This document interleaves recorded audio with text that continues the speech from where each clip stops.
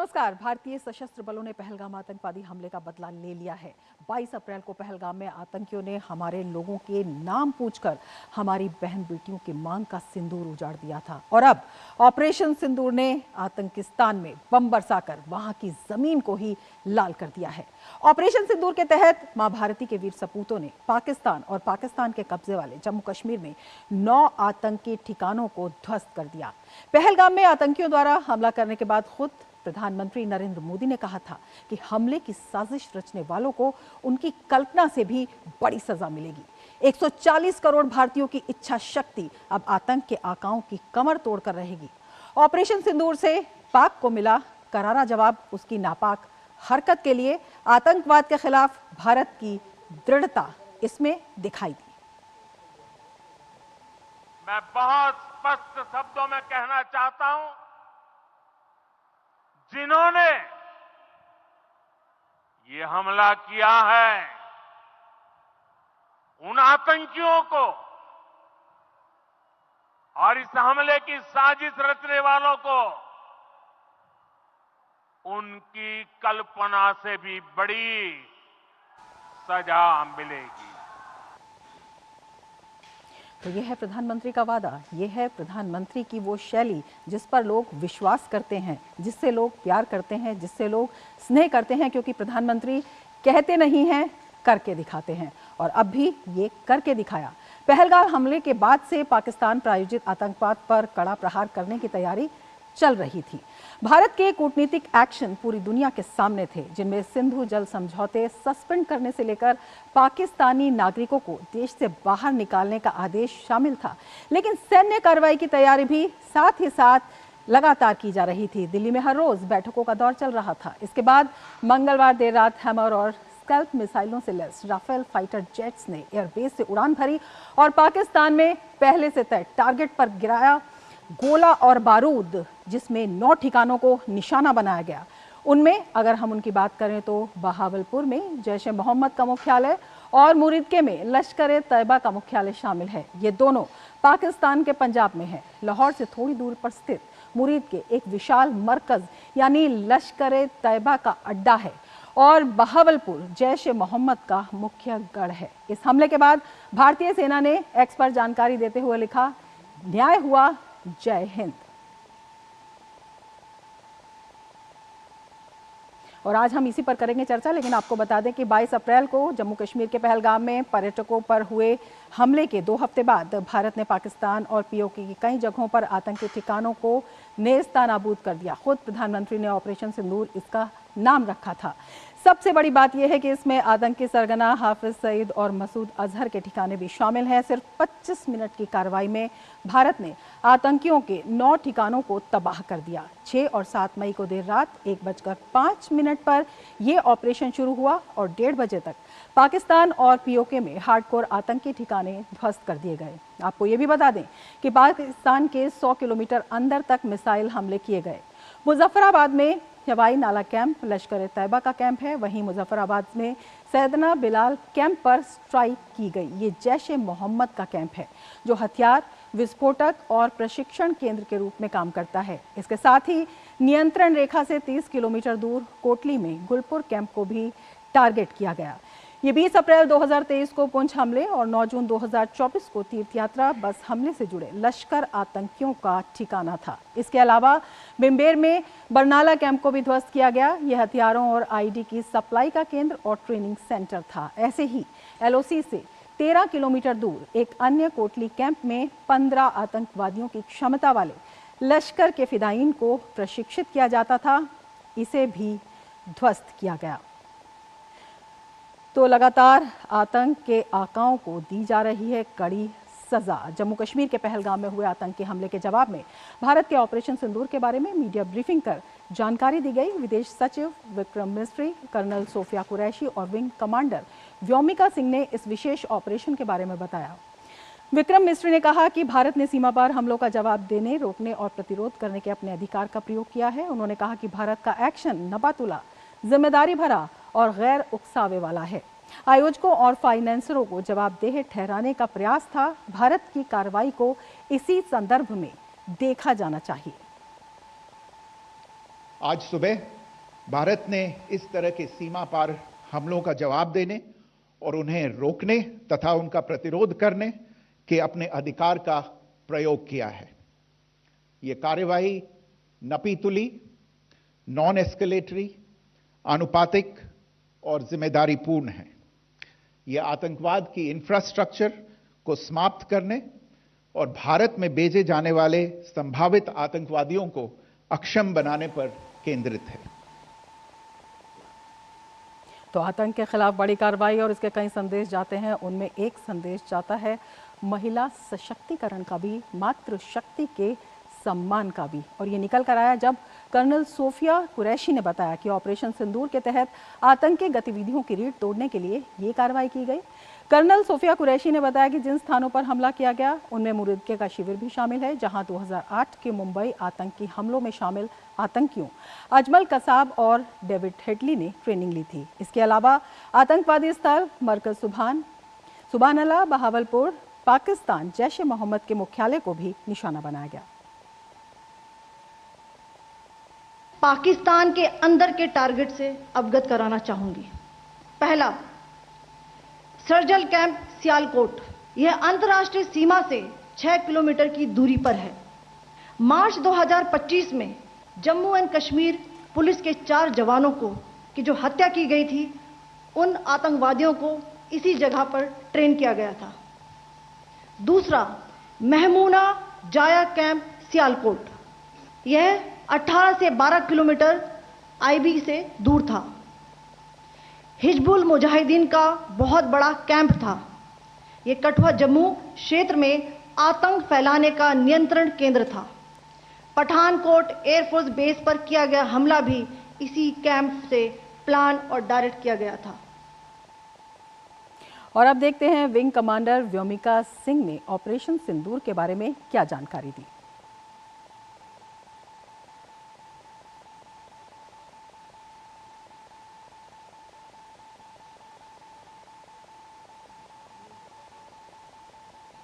A niche technology weapons with careful selection of warheads was ensured so that there will be no collateral damage. The point of impact in each of the target was a specific building or a group of buildings.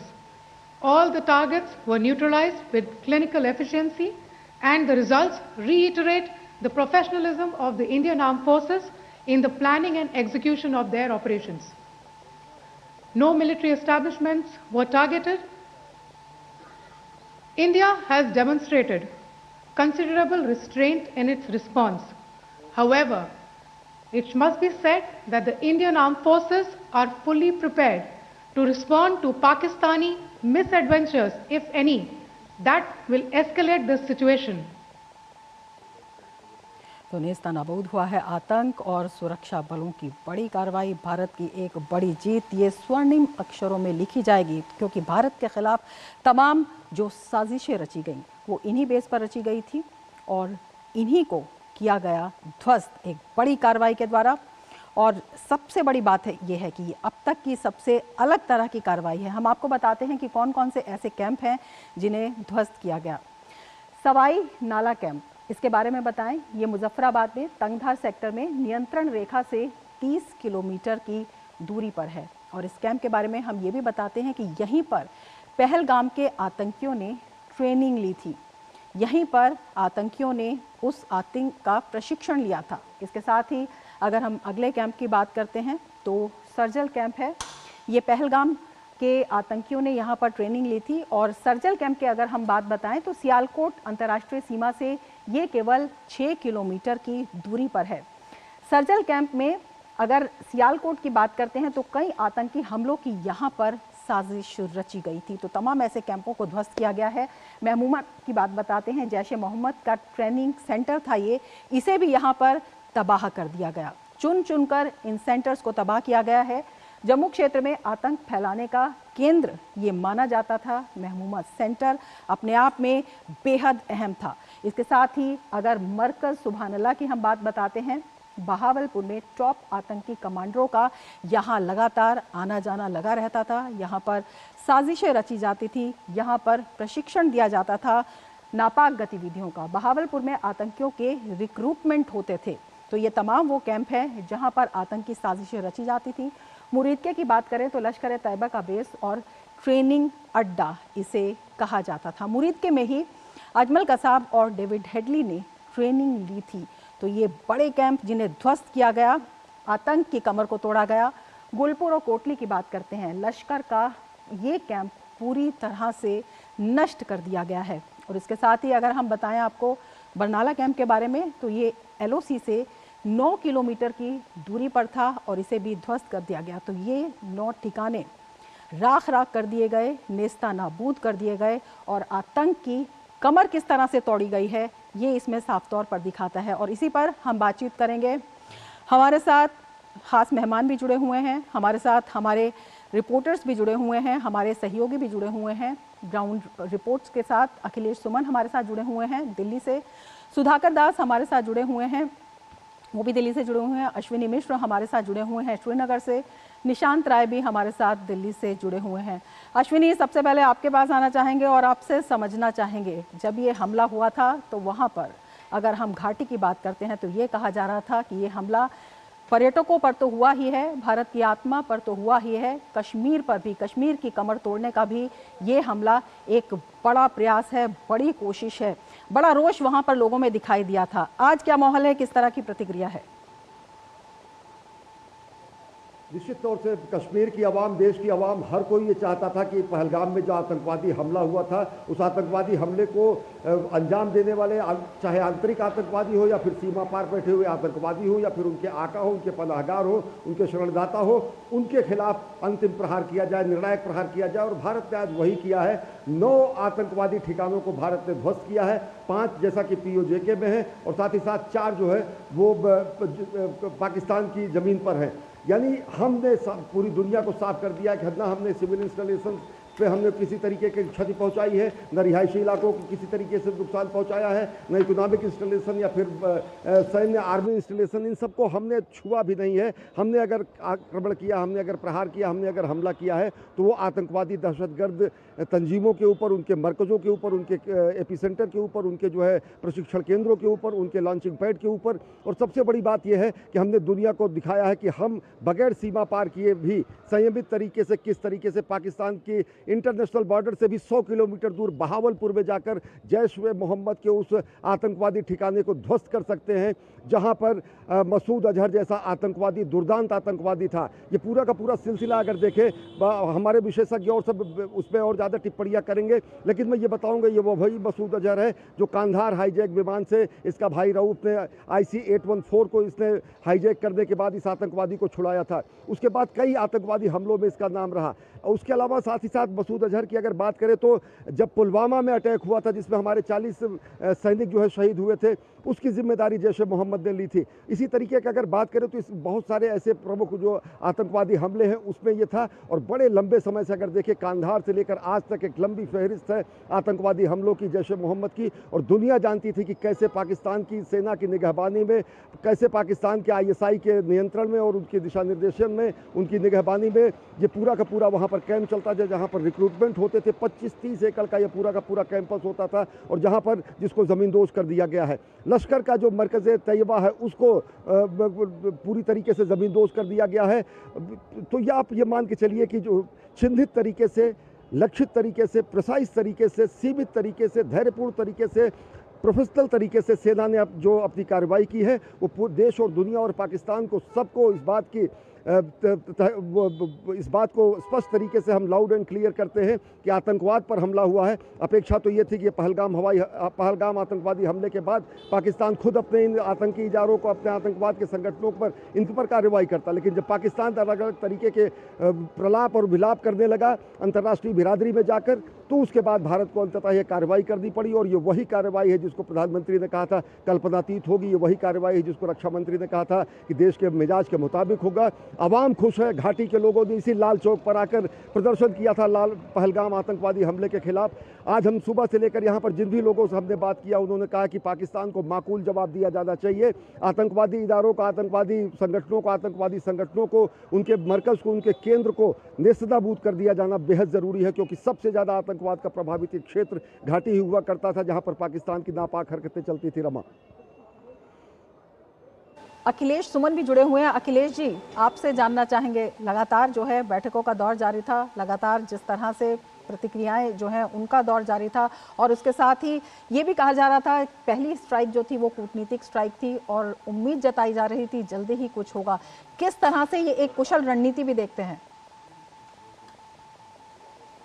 देखिए, निश्चित तौर पे जब इस तरह के conflict होते हैं, दरअसल इसे कॉन्फ्लिक्ट भी नहीं, इसे एक ऑपरेशन कहेंगे अगेंस्ट द टेररिस्ट, तो इस तरह के ऑपरेशन होने के पहले भी जितना एक उलझा हुआ ये पूरी राजनीति है साउथ एशिया की, उसमें भारत की रणनीति ये भी थी कि जो हमारे मित्र हैं पूरी दुनिया में, उन लोगों को कम से कम बताया जाए कि हाँ जी, ये जो पहलगाम की घटना हुई है वह घटना कितने नृशंस तरीके से की गई है, और हमारे पास जो भी जानकारी थी उन्हें शेयर किया गया कि कैसे इनके तार पाकिस्तान से जुड़े हुए हैं। उसी के बाद यूनाइटेड नेशन सिक्योरिटी काउंसिल ने एक यूनानिमस रिजोल्यूशन लिया जिसमें कि आतंकवादियों के खिलाफ सजा देने का उसमें आह्वान किया गया और कहा गया कि सारे देशों को इसमें सहयोग करना चाहिए। और उसके बाद कल यूनाइटेड नेशन सिक्योरिटी काउंसिल की बैठक हुई जो क्लोज डोर बैठक थी, और उस क्लोज डोर बैठक में ही पाकिस्तान को आड़े हाथों लिया गया। और उसके बाद जैसा कि आप जानते हैं कि एक सरप्राइज एलिमेंट होना चाहिए ऐसी कार्रवाइयों में, एक सरप्राइज एलिमेंट इसलिए इसमें डाला गया क्योंकि आज जब हम मॉक ड्रिल की घोषणा की गई थी भारत की तरफ से, और उसके ठीक पहले मॉक ड्रिल होता उसके ठीक पहले की रात में ये इस कार्रवाई को अंजाम दिया गया क्योंकि पाकिस्तान सत्ते में आए, उसको चेतने का मौका ना मिले, और इसलिए इसकी पूरी दुनिया ने इस तरह की कार्रवाइयों की, इस तरह की हमारे कार्रवाई की एक तरीके से कहे कि सराहना भी किया, समर्थन दिया है, क्योंकि हमने कोई अननेसेसरी कहीं पे खून नहीं बहाया है, हमने उन्हीं जगहों पे हमला किया है, हमने उन्हीं जगहों को नुकसान पहुंचाया है जहां आतंकवादी थे, और वे वो आतंकवादी थे जिन्हें संयुक्त राष्ट्र ने प्रतिबंधित कर रखा है। ये वो आतंकवादी थे, लश्कर तोयबा का हाफिज सईद हो या जैसे मोहम्मद का हो। तो इसलिए निश्चित तौर पे ये जो है आज विक्रम मिश्री ने जब प्रेस कॉन्फ्रेंस किया, उन्होंने पूरी जानकारी दी। उसके बाद शाम के पहले उन्होंने 5 जो सुरक्षा परिषद के अस्थायी सदस्य हैं भारत में, जो उनके राजदूत हैं, उन राजदूतों को बुलाया और उन्हें अपने इस कार्रवाई की जानकारी दी। इसके पहले वाशिंगटन डीसी से भी कई देशों को जानकारी दी गई थी, जिसमें कि सऊदी अरब और यूनाइटेड अरब अमीरात भी शामिल थे, यूएस शामिल था, यूके शामिल था और रसिया शामिल था। लेकिन विक्रम मिश्री ने खुद आमने सामने बैठ के उन्होंने उस पूरी घटना की जानकारी उन्हें दी, कैसे भारत ने इसमें कोई नागरिक को हानि नहीं पहुंचाई है, किसी सैन्य ठिकाने को निशाना नहीं बनाया है, बल्कि आतंकवादियों के लॉन्चिंग पैड, उसके शिविर, उसके ट्रेनिंग कैंप सबको नष्ट किया है। और उसके बाद विदेश मंत्री एस जयशंकर ने कई देशों के साथ बात की, जिसमें कि स्पेन है, जिसमें कि फ्रांस है और 2-3 और देश हैं। तो निश्चित तौर पे भारत जो कूटनीतिक मोर्चे पे एक अपर हैंड लेके इस रणनीतिक इस जो सैन्य कार्रवाई है इसको अंजाम दिया है, और इसमें दुनिया के किसी भी देश को कुछ कहने का कोई मौका नहीं दिया, किसी को ये शिकायत करने का मौका नहीं दिया कि आपने अनावश्यक हमला किया है। जिस तरह दुनिया ने देखा था कि 26 जो निरपराध लोग थे, उन निरपराध लोगों की महिलाओं को ये बोला गया कि तुम जाकर मोदी को बोल दो, और उसके बाद इस तरह से नृशंसता से उनकी हत्या की गई। तो निश्चित तौर पर पूरी दुनिया में एक शोक की लहर थी, और जो कल रात जो हमने हमला किया है, उन आतंकवादी जो ठिकाने हैं उनको नष्ट किया है, तो एक तरह से सहानुभूति हमारे पक्ष में है, और हम लगातार ब्रीफिंग कर रहे हैं। विदेश मंत्रालय द्वारा लगातार देशों को ब्रीफिंग की जा रही है कि कैसे हमने संतुलित तरीके से, संयमित तरीके से सिर्फ आतंकवादी अड्डों को निशाना बनाया है, और निश्चित तौर पे आगे अभी लगातार ये ब्रीफिंग का सिलसिला जारी रहेगा, जिसमें कि हम रणनीतिक तौर पे आतंकियों को निशाना बनाया गया है, आतंकियों के अड्डों को निशाना बनाया गया है। विदेश मंत्रालय द्वारा ये जानकारी दी गई है। हमारे साथ निशांत राय भी जुड़े हुए हैं। निशांत, लगातार जो बैठकों का दौर आज भी जारी है, क्या कुछ जानकारी इस वक्त आप हमें देना चाहेंगे?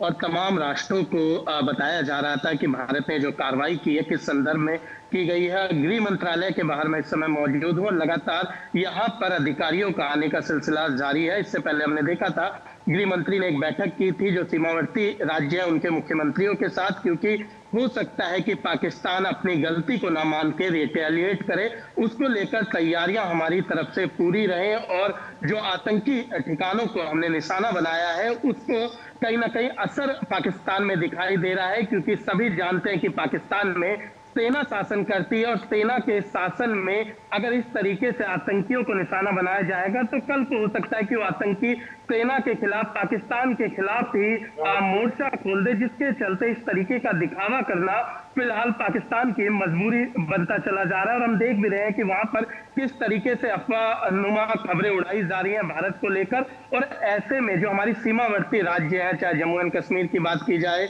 या बात की जाए पंजाब की या पश्चिम बंगाल की, बाकी जो अन्य राज्य है, राजस्थान का बॉर्डर भी लगता है, गुजरात का भी बॉर्डर लगता है, तो वहां पर सुरक्षा व्यवस्था पूरी तरीके से मुस्तैद रहे और पाकिस्तान अगर कोई नापाक हरकत करे तो उसको मुंह तोड़ जवाब दिया जाए भारतीय सेना के द्वारा, जिसके चलते ये बैठक महत्वपूर्ण मानी जाएगी।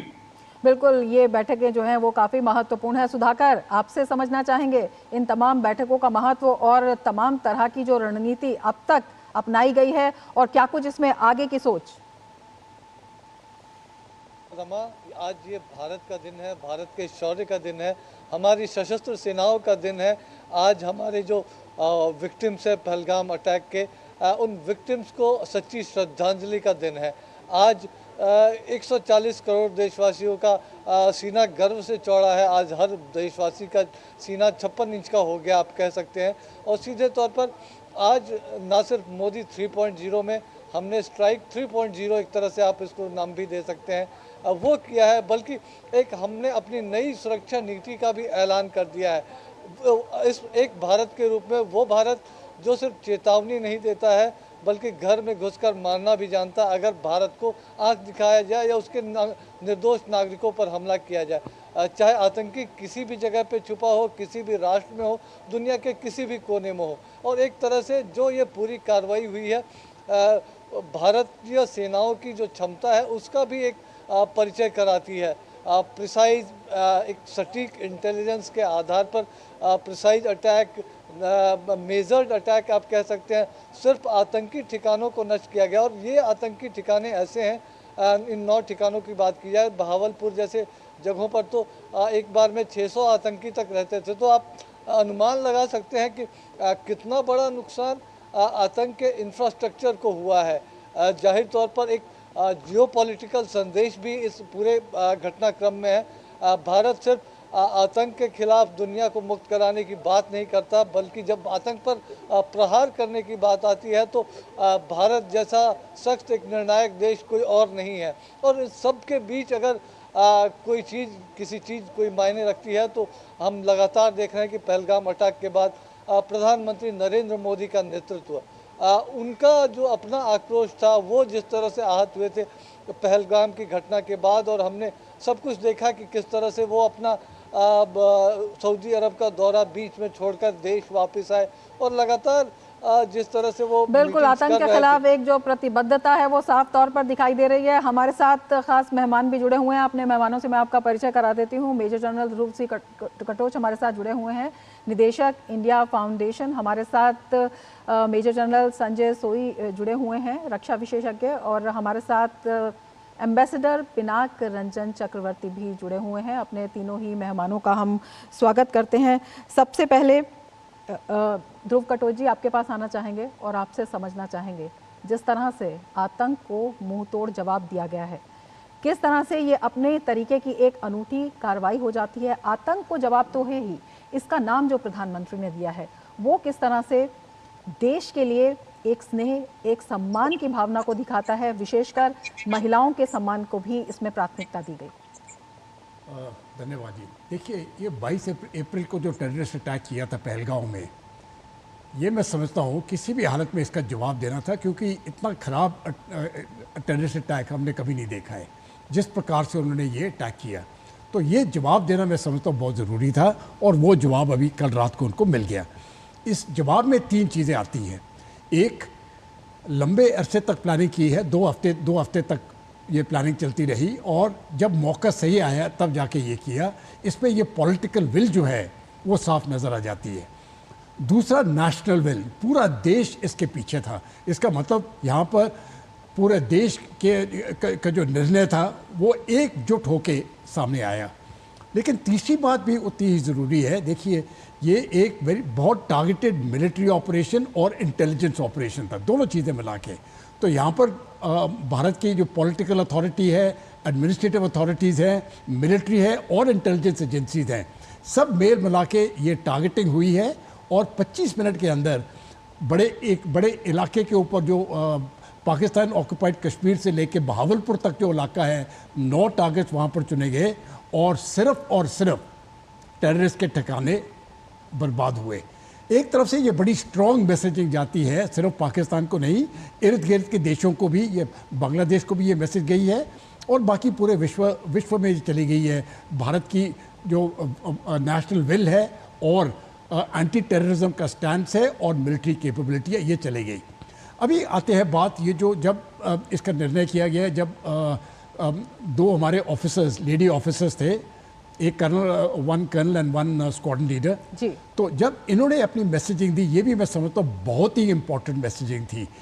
एक तरफ से ये दिखाती है भारत में जो जेंडर इक्वालिटी है तकरीबन सभी जगह आ गई है, लेकिन भारत सेना में, एयरफोर्स में, नेवी में और आर्मी में ये हमारे कितने ऑफिसर हो चुके, ऑफिसर लेवल पर है जो लीडरशिप रोल्स पे लोग हैं, जो विमेन हैं।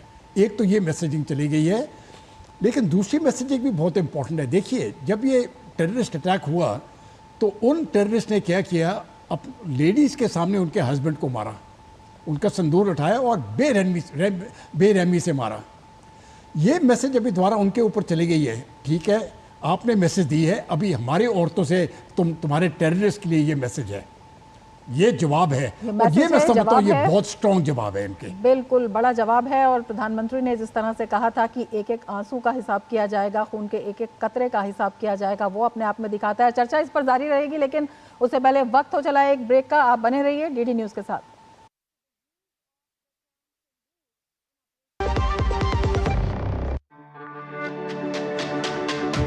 मेरी पसंद, मेरी पसंद, मेरी पसंद, मेरी पसंद,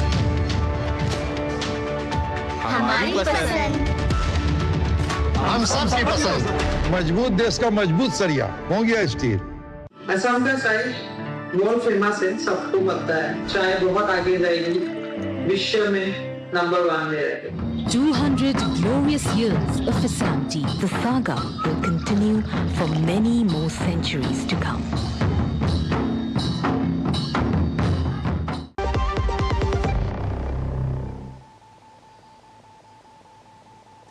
ब्रेक के बाद फिर से आपका स्वागत है और इस कार्यक्रम में खास मेहमान हमारे साथ जुड़े हुए हैं। संजय जी, आपके पास आना चाहेंगे और आपसे समझना चाहेंगे, जिस तरह से 15 दिन के अंदर ही माकूल जवाब दिया गया है, पूरे विश्व में इसकी गूंज हो रही है, अपने आप में किस तरह का टारगेटेड एक्शन, और आपसे ये भी समझना चाहेंगे जो पहले की स्ट्राइक थी उनसे कितना अलग। रमा जी, बहुत बहुत धन्यवाद। जय हिंद, जय भारत। मैं एक फौजी होने के नाते, भारतीय होने के नाते बड़ा गर्व महसूस करता हूँ कि जिस प्रकार से हमने ये एक्शन लिया, और ये लेना बहुत जरूरी था, इससे कम कोई बात होनी नहीं थी। 2-3 बातें मैं कहना चाहूँगा। देखिए, पहले जब उड़ी हुआ था उस समय में पाकिस्तान ने सोचा था शायद हम क्रिकेट मैच वगैरह बंद कर देंगे, तब हमने सर्जिकल कर दिया। जब पुलवामा हुआ तब उन्होंने सोचा ज़्यादा से ज़्यादा सर्जिकल करेंगे, उसकी तैयारी करके बैठे थे, हमने बालाकोट कर दिया।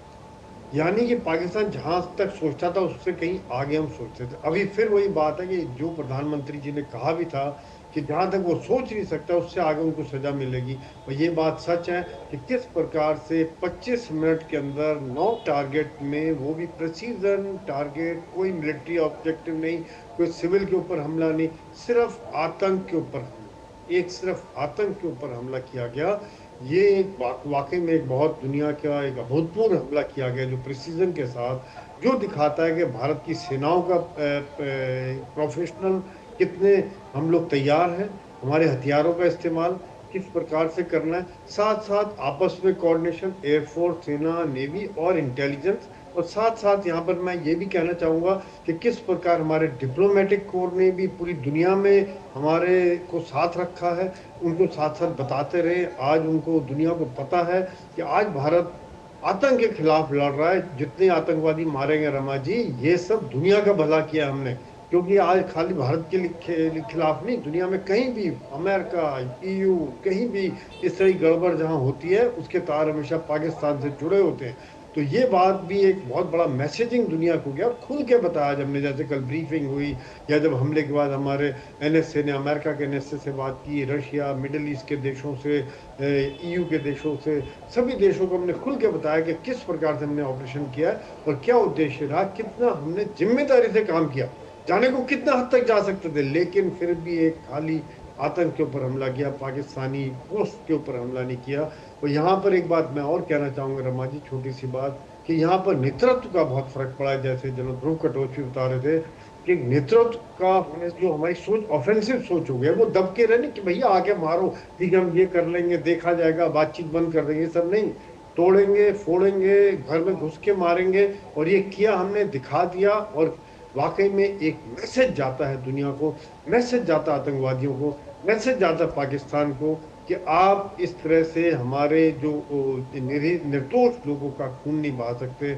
मैं उनका, जो हमारी माताएं बहनें हैं, उनका वाकई में बहुत बहुत शुक्रगुजार हूँ। आज उनके कुछ आंसू थोड़े पूछे होंगे कि किस प्रकार से उनके सामने अगर उनके पति, भाई, पिता को ख़त्म किया गया है।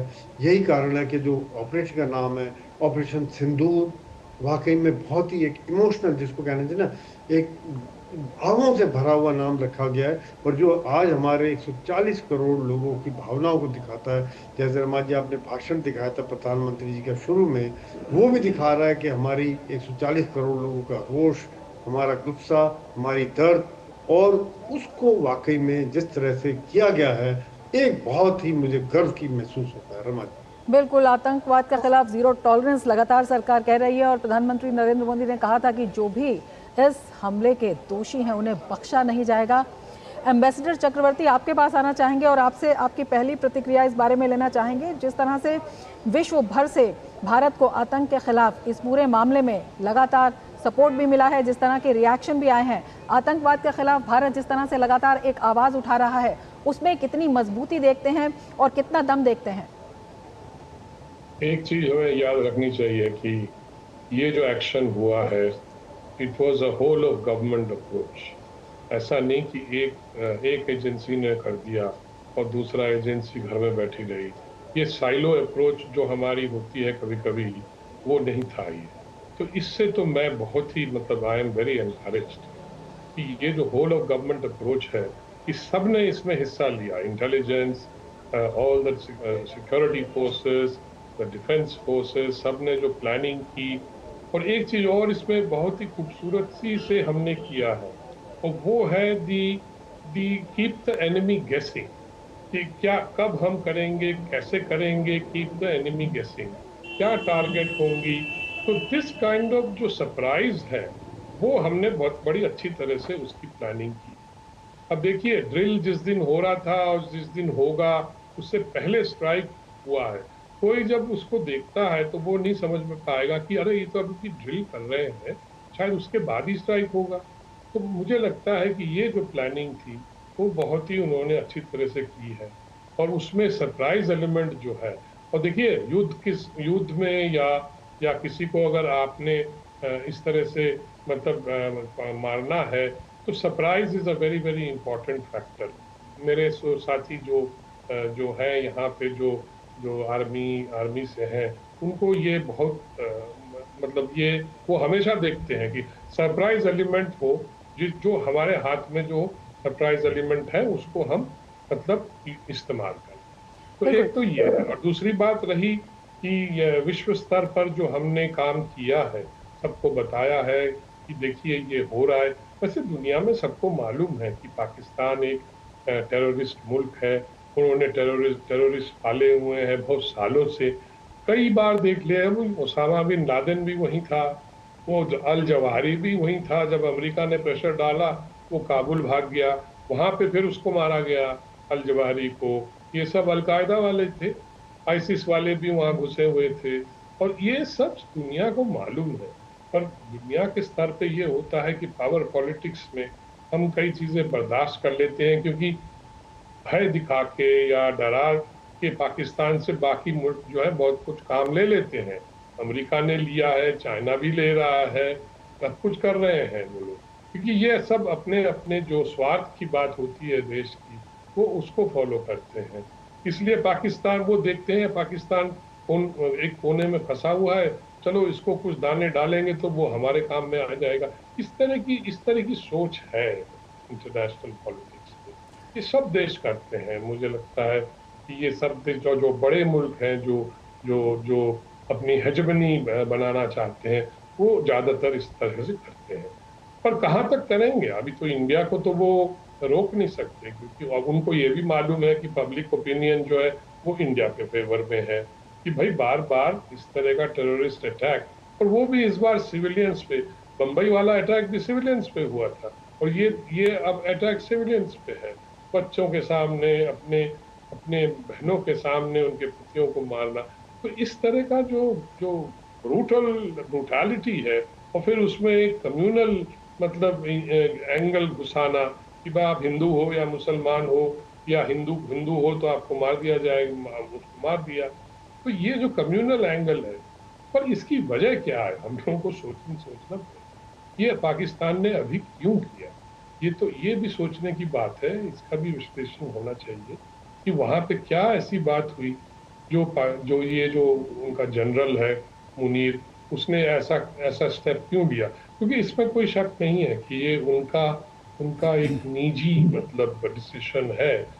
मैंने तो सुना है कि इस डिसीजन पे सब लोग राजी भी नहीं थे, पर उन्होंने सोचा है कि वो मतलब कुछ अपने अस्तित्व को या अपनी जो उनकी जो इमेज है उसको बढ़ाने के लिए, और मुझे लगता है कि वो कुछ प्रेशर में भी थे। पब्लिक ओपिनियन भी काफ़ी उनके खिलाफ थी, मिलिट्री के खिलाफ थी। आपको याद होगा इमरान खान के वर्कर्स ने लाहौर कंटोनमेंट में घुस के वो GOC के घर को तबाह मतलब तहस नहस किया था। ये कभी इतिहास में नहीं हुआ है, क्योंकि आर्मी ने अपना एक जो रोल बना रखा है पाकिस्तान में कि हम ही हैं और कोई नहीं है जो इस देश को बचा सकता है। और इसी वजह से वो किसी प्रधानमंत्री को टिकने नहीं देते, क्योंकि वो प्रधानमंत्री अगर कुछ करना चाहे जो उनको पसंद नहीं है तो उसको निकलवा देते हैं। ये इमरान खान को इन्होंने ही बिठाया था, अब वो इमरान खान जेल में सड़ रहा है। तो ये उनकी नीतियां रही हैं। पाकिस्तान एक ऐसा मुल्क है जो आर्मी के कब्जे में बहुत सालों से है।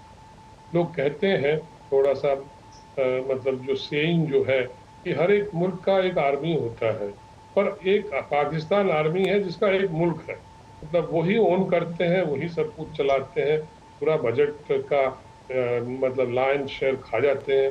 तो ये जो एक बड़ा अजीब सा देश है ये, और इसीलिए इनकी जो आदतें हैं ये मतलब अजीब से हैं।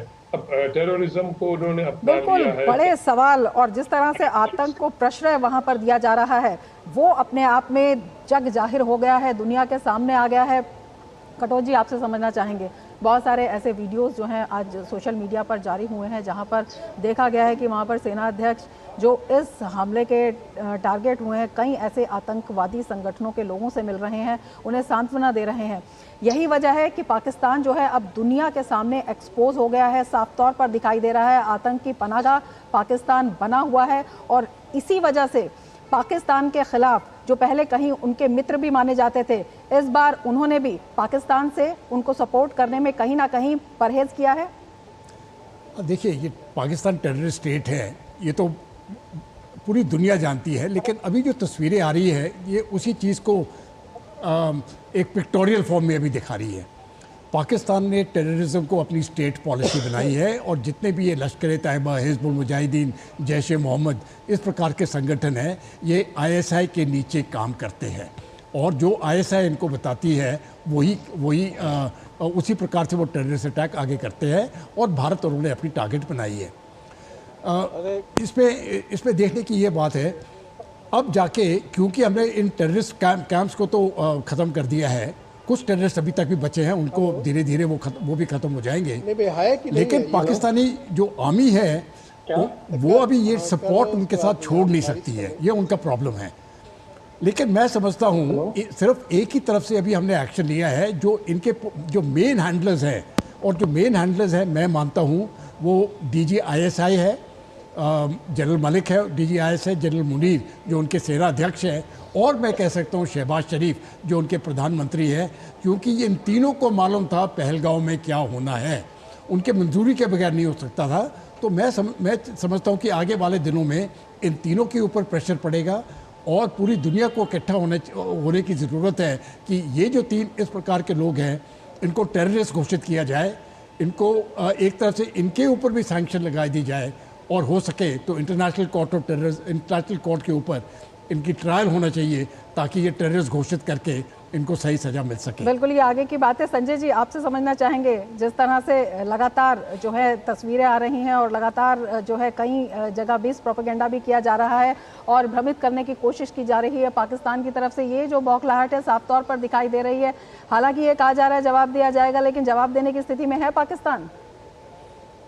देखिए रमा जी, बिल्कुल आपने 2-3 पॉइंट, बड़े इंपॉर्टेंट पॉइंट यहाँ पे हाईलाइट किए। शायद आपके चैनल के थ्रू बड़ा जरूरी है लोगों को समझना कि आज पाकिस्तान में हताशा है, उनको समझ में नहीं आ रहा कैसे हो गया। और जैसा कि बाकी स्पीकर ने बताया था, मैं भी इस चीज़ से पूरी तरह से इत्तेफाक रखता हूँ कि जो हमने सरप्राइज रिसेप्शन दिया उससे पाकिस्तान को समझ में नहीं आया क्या हुआ। यहाँ पर 2-3 बातें अभी वो कर रहे हैं। एक तो अभी प्रधानमंत्री ने बोला कि भैया अपने सेना को खुला हाथ दे दिया कि आप कीजिए। अब करेंगे क्या नहीं करेंगे, अब इस समय में जो चीज है वो पाकिस्तान के पाले में है। क्योंकि पाकिस्तान एक जैसे कि पाकिस्तान जिस प्रकार से काम कर रहा है इरेशनल है, कोई सोच विचार नहीं है, कोई जिस तरह से उनका कोई अच्छी सोच है ही नहीं। ऐसे में वो क्या करेंगे ये बात देखनी पड़ेगी और भारत इसके लिए तैयार है। अगर वो कुछ करते हैं तो उनको जो अभी चोट पहुंचे उससे शायद 10 या 20 गुना ज्यादा चोट पहुंचेगी। इस बात के लिए भी वो तैयार रहे। तो कितना करेंगे, क्या करेंगे, ये देखना पड़ेगा। दूसरी बात, वो लगातार भी प्रोपेगेंडा वॉरफेयर के ऊपर जोर दे रहे हैं। यहाँ पर हमें आपके चैनल के थ्रू मैं कहना चाहूँगा देशवासियों को सचेत रहना चाहिए और देखें जैसे आपके चैनल में जो हमारे चैनल्स हैं वो जिस प्रकार से खबर दिखा रहे हैं उसको भरोसा करें। जो फालतू के पाकिस्तान के यूट्यूबर, छोटे यूट्यूबर कुछ दिखा रहे हैं उसके ऊपर भरोसा ना करें। बिल्कुल, जो विश्वसनीय खबरें हैं वही देखें, वही चैनल देखें और जो गलत तरीके का प्रोपेगेंडा है या भ्रामक जानकारी है उनके चक्कर में ना आए। और यही जो है लगातार बात भी इसमें किए जाने की ज़रूरत है। हमारे संवाददाता भी हमारे साथ लगातार बने हुए हैं। सुधाकर, कल सर्वदलीय मीटिंग भी बुलाई गई है, क्या कुछ जानकारी इसके बारे में? देखिए, बहुत महत्वपूर्ण 11 बजे ये बैठक होनी है, माफ़ कीजिएगा। तो रक्षा मंत्री, गृह मंत्री ब्रीफ करेंगे। हो सकता है उनके साथ कुछ और अधिकारी भी इस बैठक में शामिल रहें, मसलन विदेश सचिव। और आप लगातार देखिए रमा, जब से पहलगाम की घटना हुई है एक पूरी ट्रांसपेरेंसी सरकार की तरफ से रखी गई है। पूरे देश को भरोसे में लिया गया है, देश के सभी राजनीतिक दलों को भरोसे में लिया गया है। जब पहलगाम की घटना हुई थी उसके बाद भी एक सर्वदलीय बैठक बुलाई गई थी, आपको याद होगा। और उस वक्त सरकार ने जो पूरी परिस्थितियाँ वो देश के राजनीतिक दलों को बताई थी। तो उसके बाद आज जो सुबह में, आज जो 6 और 7 तारीख की मध्यरात्रि जो भारतीय सेना ने शौर्य की जो कार्रवाई की है उसके बारे में पूरी ब्रीफिंग दी जाएगी। और उसके बाद उस एक्शन के बाद और कौन से कदम उठाए जा रहे हैं, चाहे भारत को सुरक्षित रखने के लिए या फिर जो जियोपॉलिटिकल सिचुएशन है उसके हिसाब से, तो एक पूरी ब्रीफिंग की जाएगी। और ये एक परिचायक है नई कार्यशैली का, सरकार की नई कार्यशैली का, जो पारदर्शिता में विश्वास रखती है, जो पूरे देश को, सभी राजनीतिक दलों को साथ लेकर चलने में विश्वास रखती है। क्योंकि बात हर फैसले की कसौटी अगर कोई है तो नेशन फर्स्ट है, राष्ट्र प्रथम है, जो कल ही प्रधानमंत्री मोदी ने एक बार फिर दोहराया था। रमा, बिल्कुल। अखिलेश जी, आपके पास आना चाहेंगे और आपसे समझना चाहेंगे क्या कुछ आगे की तैयारी? देखिए, निश्चित तौर पे आगे की तैयारी तो एक सबसे बड़ी तैयारी ये है कि दुनिया के सभी देशों को ब्रीफ करना, जो ब्रीफ करने का सिलसिला जारी है। विदेश मंत्री ने कतर के अपने काउंटर पार्ट से भी बात किया है, जापान के भी काउंटर पार्ट से बात किया है, इसके पहले फ्रांस और स्पेन के काउंटर पार्ट से बात किया था। तो लगातार बातचीत का सिलसिला जारी है। एक दूसरी जो एक डेवलपमेंट ये है कि ईरान के विदेश मंत्री को भारत आना था, उन्हें 12 बजे ही भारत आना था, लेकिन उनके आने का कार्यक्रम अभी शेड्यूल है। अब वो कब आएंगे उनकी थोड़ी देर हो रही है और संभावना इस बात की है, विदेश मंत्रालय बता रहा है कि यात्रा कैंसिल नहीं हुई है, वो किसी भी समय भारत आ सकते हैं। और ईरान के विदेश मंत्री जब भारत आएंगे तो निश्चित तौर पर उनसे भी बातें होंगी, उन्हें भी पूरा ब्रीफ किया जाएगा। और इस बात पर भी ईरान से बात होगी कि किस तरह से पाकिस्तान की तरफ से जो आतंकवादी हमले हुए हैं भारत में पहले भी और पहलगांव में भी, उससे किस तरह से ईरान के हितों को भी चोट पहुंचती है। क्योंकि देखिए पाकिस्तान की जो सीमा है ईरान से लगती है, उसके बाद ईरान अपना एक पोर्ट डेवलप कर रहा है जिसमें कि भारत भी साथ है, और ऐसे में अगर इस इलाके में अशांति रहेगी टेररिज्म की वजह से तो निश्चित तौर पे ईरान के हितों को नुकसान पहुंचेगा। तो ये बातें एक जो कह सकते हैं कि सबसे पहले जो डिग्निटरी भारत अगर पहुंचेंगे तो ईरान के विदेश मंत्री पहुंचने वाले हैं। और इसके अलावा कल मुझे जो सूचनाएं मिल रही हैं कि कल हो सकता है कि कुछ और राजदूतों के साथ विदेश सचिव बात करें और उन्हें कुछ और ब्रीफ करें। आज केवल P5 से जुड़े हुए जो परमानेंट मेंबर हैं यूनाइटेड नेशन सिक्योरिटी काउंसिल के, जो भारत में एम्बेसडर हैं, उनसे बात की है। इस बात की संभावना है कि अन्य, क्योंकि पिछली बार जब पहलगांव हमला हुआ था उस समय 45 देशों के राजदूतों से उन्होंने बात की थी, तो अब संभावना है कि उन सारे देशों के राजदूतों को फिर से एक बार ब्रीफ करें। मतलब जो गृह स्तर पे जो इनिशिएटिव लिया जा रहा है, जो रणनीतिक तौर पे जो एक्शन लिया गया पाकिस्तान के खिलाफ, और उसके अलावा विदेश के जो देश के बाहर जो विदेश में हमारे जो मित्र हैं, जो स्टेक होल्डर्स हैं, उन सारे लोगों को विश्वास में लेना, ताकि पाकिस्तान की तरफ से खतरा इस बात का है, जो विदेश सचिव ने अपनी बात में इंगित किया प्रेस कॉन्फ्रेंस में, कि खतरा इस बात का है कि पाकिस्तान चाहेगा कि इसको एस्केलेट करे, मतलब इसको और आगे बढ़ाए, इस तरह के छोटे मोटे हमले और करे। और एक तो इसके लिए सावधानी बरती कि ये हमला किया गया, लेकिन वो अगर और करता है तो इस बात का जवाब हमको देना पड़ेगा। और इसलिए भी सारे विदेश के जो हमारे डिग्निटरी हैं, जो हमारे विदेश मंत्री के काउंटर पार्ट है या विदेश सचिव के काउंटर पार्ट है, उन सारे लोगों को अप्राइज किया गया है कि अगर ऐसी घटना होती है तो हम फिर से उसका मुंहतोड़ जवाब देंगे और इसके लिए जिम्मेदार पाकिस्तान होगा। बिल्कुल, इसी पर हम चर्चा जारी रखेंगे, लेकिन उससे पहले वक्त हो चला है एक ब्रेक का। आप जुड़े रहिए डीडी न्यूज के साथ। जब धरती चीर कर निकलता है लोहे का पत्थर और मिलता है मोंगिया के जोश से, फिर तपता है, पिघलता है और बनता है फौलाद। अब होता है सरिया सारी खूबियों के साथ। मोंगिया स्टील, मजबूत देश का मजबूत सरिया। जो लक्ष्य चुना था समझ आने लगा है। GLA यूनिवर्सिटी, उच्च लक्ष्य की निश्चित प्राप्ति। ब्रेक के बाद फिर से आपका स्वागत है हमारे खास कार्यक्रम में, और हमारे साथ खास मेहमान जुड़े हुए हैं। हमारे संवाददाता भी देश के कोने कोने से इस वक्त जुड़े हुए हैं। अश्विनी मिश्रा हमारे साथ श्रीनगर से इस वक्त जुड़े हुए हैं। अश्विनी, ये तो मुंह तोड़ जवाब है ही, पाकिस्तान की कमर भी तोड़ी जा रही है, लेकिन जो संवेदनशील इलाके हैं वहां पर किस तरह से पैनी नजर है? निश्चित तौर से अगर देखें तो पाकिस्तान इस समय खिसियाया हुआ है, बिलबिलाया हुआ है। पाकिस्तान हताशा में है, निराशा में है। पाकिस्तान ने लगातार पहलगाम हमले के दूसरे दिन से ही सीज फायर वायलेशन शुरू कर दिया था। अभी कल तक जो है cease fire violation light arm से थे, अब जो है पाकिस्तान की आर्टिलरी से सीमा पर और लाइन ऑफ कंट्रोल पर जो है दिन भर फायरिंग की गई है। सुबह से ही उसकी फायरिंग शुरू हो गई है, जिसमें भारत ने मुंहतोड़ जवाब दिया। हमारे भी तोपखाने खोल दिए गए हैं, तोप मुँह हमारे आग उगल रहे हैं। और सबसे बड़ी बात यह है कि सेना हमेशा ये कहती है कि आनुपातिक तरीके से, समानुपातिक तरीके से उनको जवाब दिया जा रहा है। तो निश्चित तौर से पाकिस्तान की ये कोशिश है कि वो सीमा पर अशांति रखे। राजौरी और पुंछ के इलाकों में अगर देखें तो आज विद्यालय बंद रहे। अगर उत्तरी कश्मीर के ज़िलों की बात करें तो बारामूला, बांडीपुरा, गुरेज, करगिल, इन सब क्षेत्रों में विद्यालय बंद रहे। पूरी तरीके से श्रीनगर को आप देख रहे हैं, जनजीवन एकदम यहाँ पर सामान्य है, सारी गतिविधियाँ सामान्य और सुचारू रूप से चल रही हैं। सीमा पर प्रहरियों की सजगता है, सीमा पर प्रहरियों की खिसियाहट में पाकिस्तान कोई भी कदम अगर उठाता है तो उसको मुंहतोड़ जवाब और त्वरित उसको जो है उस पर कार्रवाई करने की सारी क्षमताएं भी अब में हैं, सारी तैयारियां भी अब में हैं। आंतरिक सुरक्षा के स्तर पर देखिए तो गहन जांच अभियान, यहाँ पर गहन सुरक्षा अभियान काफ़ी तेज कर दिया गया है। इससे पहले भी IGP कश्मीर आकर यहाँ बैठक कर चुके हैं। तो पुलिस, सेना, अर्धसैनिक बल आंतरिक सुरक्षा के लिए और सीमा पर हमारे सीमा के प्रहरी, हमारे सीमा के जवान मुस्तैद हैं हर एक नापाक हरकत का माकूल जवाब देने के लिए। रमा, बिल्कुल, हर एक हरकत का दिया जाएगा माकूल जवाब, दिया भी जा रहा है। संजय जी, आपसे समझना चाहेंगे, जिस तरह से लगातार जो काउंटर पार्ट्स हैं उनसे बात की जा रही है और तमाम देशों को इस बात की जानकारी भी अंतर्राष्ट्रीय स्तर पर दी जा रही है, ये प्रक्रिया अपने आप में कितनी अहम होती है? ये बहुत जरूरी है, क्योंकि एक तरफ हम एक्शन ले रहे हैं, साथ साथ पूरी दुनिया को इस बार हम खुल के बता रहे हैं कि हमने ये किया, यह हमारा उद्देश्य है। हम एक डिसिप्लिन तरीके से काम किया है, एक प्रोफेशनल तरीके से काम किया है, कोई सिविलियन कैजुअलिटी नहीं हुई, कोई कोलेटरल डैमेज नहीं हुआ। आतंक के ऊपर हमला किया और आतंक से आज पूरी दुनिया जूझ रही है। और यही कारण है कि जो हमारे, जैसे मैं पहले कहा था रमा जी, कि जो हमला हमने किया, जितने आतंकी मारे हैं, यहाँ पर पूरी दुनिया का ही भला हुआ है। क्योंकि अगर वो भारत के लिए नहीं, आतंकी जो है कहीं भी दुनिया में आतंकी घटना होती है, तार उसके पाकिस्तान से जुड़े होते हैं। तो ये बात देखते हुए आज पूरी दुनिया समझ रही है और ये एक तरह से, और हमने सिर्फ बातें नहीं की, हमने एक्शन किया है, काम किया है, बर्बाद किया है। तो ये दुनिया देखिए भारत की ताकत, भारत की इकोनॉमी और भारत का एक प्रोफेशनल स्टेट्समैनशिप देख रही है।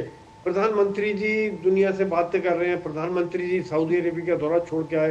किस प्रकार से जब से घटना हुई है उसके बाद से शायद हमारी टॉप लीडरशिप ने 1 मिनट का भी सांस ढंग से नहीं लिया होगा। नॉन स्टॉप बैठ के प्लानिंग और किस प्रकार से इसको फुल प्रूफ तरीके से अंजाम दिया जाए, ये वाकई में बाद में डिलीवर कर दिया गया काम, ये बहुत बड़ी बात है रमा जी। बिल्कुल, ये अपने आप में बहुत बड़ी बात है। संजय जी, आपसे हम समझना चाहेंगे, जिस तरह से आज की वैश्विक स्थिति है उसमें एक बड़ा संदेश आतंकवाद के खिलाफ, जब हम बात करते हैं तमाम जो मोर्चे हैं उन पर भारत की जिस तरह से कूटनीति है, भारत की विदेश नीति है और उसमें जो पॉलिटिकल विल है, उसका असर साफ तौर पर दिखाई दे रहा है।